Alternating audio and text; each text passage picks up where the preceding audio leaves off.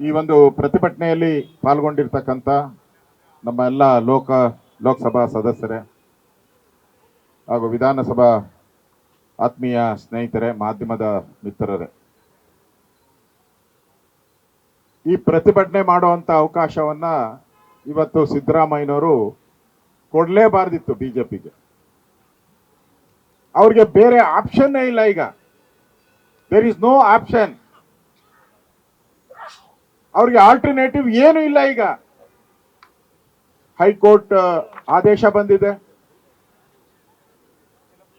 ಜನಪ್ರತಿನಿಧಿ ನ್ಯಾಯಾಲಯದ ಆದೇಶ ಬಂದಿದೆ, ಅದರಲ್ಲಿ FIR ದಾಖಲೆ ಮಾಡಿ ಅಂತಾನೂ ಹೇಳ್ಬಿಟ್ಟಿದ್ದಾರೆ. ಯಾವ ಸೆಕ್ಷನ್ಸ್ ಅಂತ ಹೇಳಿದ್ದಾರೆ, ಕರಪ್ಷನ್ ಹಾಕಿದ್ದಾರೆ, ಲ್ಯಾಂಡ್ ಗ್ರಾಬಿಂಗ್ ಹಾಕಿದ್ದಾರೆ, ಮೋಸ ಹಾಕಿದ್ದಾರೆ, ವಂಚನೆ ಹಾಕಿದ್ದಾರೆ, ಸ್ವಜನ ಪಕ್ಷಪಾತ ಹಾಕಿದ್ದಾರೆ, 420 ಹಾಕಿದ್ದಾರೆ. ಇನ್ನೇನ್ ಬೇಕು? ನೀವು ಪದೇ ಪದೇ ಮೂಡ ವಿಚಾರ ಪ್ರಾರಂಭ ಆದ ದಿನಗಳಲ್ಲಿ, ಮೋಸ್ಟ್ಲಿ ಆಗಸ್ಟ್, ಆ ಸಂದರ್ಭದಲ್ಲಿ ನೀವೇನು ಹೇಳಿದ್ರಿ? ಏನ್ರಿ ಬಿಜೆಪಿಯವರ ಪತ್ರಕರ್ತರನ್ನೇ ಕೇಳಿದ್ರಿ ನೀವು, ಏನ್ ನನ್ನ ಮೇಲೆ FIR ಆಗಿದೆಯಾ ರಾಜೀನಾಮೆ ಕೊಡಕ್ಕೆ? ನನ್ನ ಮೇಲೆ ತನಿಖೆಗೆ ಆದೇಶ ಆಗಿದೆಯಾ?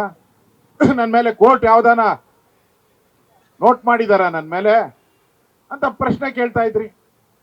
ಈಗ ಕೋರ್ಟು ಆಗೋಯ್ತು, ತನಿಖೆಗೂ ಆದೇಶ ಆಗೋಯ್ತು, ಇನ್ನ ಇವತ್ತು FIR ಆಗೋಗ್ತತೆ. ಇನ್ನೇನ್ ಬೇಕು? ನೀವು ಏನಕ್ಕೆ ಕಾಯ್ತಾ ಇದ್ದೀರಾ?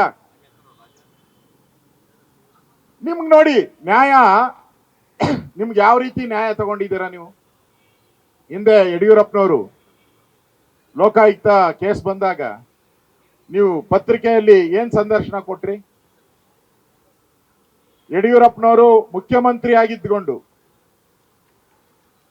ಅಧಿಕಾರದ ಪ್ರಭಾವ ಬೀರ್ತಾರೆ ಪೊಲೀಸರ ಮೇಲೆ ಅಂತೇಳಿ ನೀವೇನು ಹೇಳಿದ್ರಿ? ನನ್ನ ಹತ್ರ ದಾಖಲೆನೂ ಇದೆ ನೋಡಿ, ಇದು ಇದೆ, ಕ್ಲಿಪ್ಪಿಂಗ್.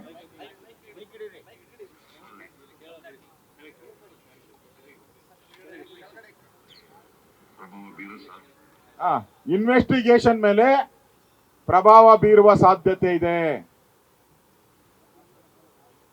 ಇಂಪಾರ್ಷಿಯಲ್ ಆಗಿ ತನಿಖೆ ಆಗಕ್ಕೆ ಸಾಧ್ಯನೇ ಇಲ್ಲ, ಯು ಮಸ್ಟ್ ರಿಸೈನ್ ಯಡಿಯೂರಪ್ಪನವರೇ ಅಂತ ಹೇಳಿದ್ದಾರೆ. ಸೇಮ್ ಮಾತತ್ರ ಯಡಿಯೂರಪ್ಪನವ್ರ ಕೇಸೇ ಬೇರೆ, ನಿನ್ ಕೇಸೇ ಬೇರೆ ಅಂತೀಯಲ್ಲ. ಇದು ಕರಪ್ಷನ್ ಕೇಸೆ, ಹಾಳಾಗೋಯ್ತು.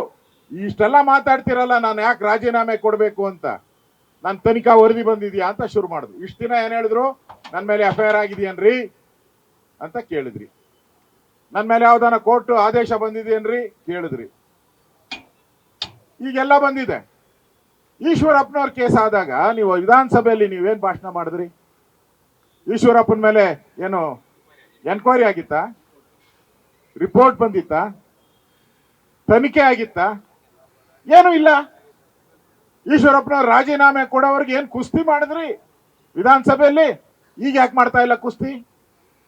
ಆಯ್ತು, ಬಿಜೆಪಿಯವರು ಈಶ್ವರಪ್ಪ ಅಂತ ಇಟ್ಕೊಳ್ಳಿ. ಆಗ ಈಗ ನಾಗೇಂದ್ರ ಮೇಲೆ ಏನು ಎನ್ಕ್ವೈರಿ ರಿಪೋರ್ಟ್ ಬಂದಿತ್ತಾ? ಬಂದಿರಲಿಲ್ಲ. FIR ಆಗೂ ಇರಲಿಲ್ಲ, ಕೈ ಬಿಟ್ಬಿಟ್ಟಿದ್ರು. ಅವನ ಯಾಕೆ ರಾಜೀನಾಮೆ ತಗೊಂಡ್ರಿ? ಅಂದ್ರೆ ಈಗಾಗಲೇ ಸಿಟಿ ಊಸರು ಒಳ್ಳಿ ತರ ಯಾವ್ಯಾವ ಸ್ಟೇಜಿಗೆ ಬರ್ತೈತೆ ಆಯಾ ಸ್ಟೇಜ್ಗೆ ಸುಳ್ಳು ಹೇಳ್ಕೊಂಡು ಹೋಗ್ತಾ ಇರೋದು. ಮೋದಿನ ಬೇರೆ ಹೇಳಿದ್ದೀರ.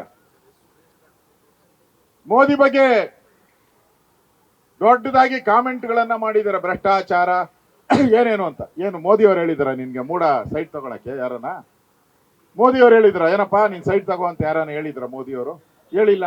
ಮೋದಿ ಅವ್ರನ್ನ ಯಾಕೆ ಕಾಮೆಂಟ್ ಮಾಡ್ತೀರಾ?